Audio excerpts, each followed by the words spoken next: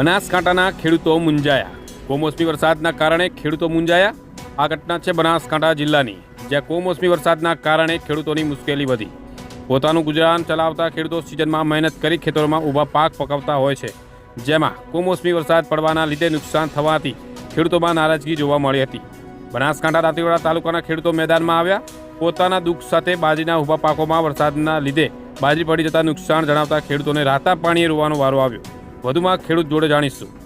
કાઠું તો એ ખેડૂતોને હવે અમારા જેવા બધાને કાઠું હોય, નાના ખેડૂતોને હવે આ બાજરી પડી ગઈ એટલે અમારે કેવી રીતે જીવવું એ પણ અમારે હવે સવાલ છે, જીવવાનું છે।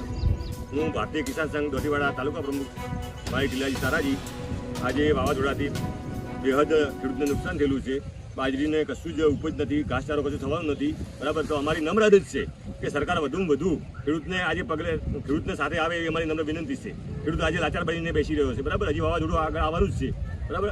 પહેલા વાવાઝોડામાં જે ખેડૂતને ભયંકર નુકસાન છે, ઘાસચારો નથી, બાજરી નથી, કશું જ થવાનું નથી। આખા તે તાલુકામાં અને જિલ્લામાં સંપૂર્ણપણે બાજરીનું પૂરેપૂરું નિકંદન નીકળી ગયું છે, બરાબર। તો સરકાર વધુમાં વધુ અમને સહાય કરે એવી અમારી વિનંતી છે।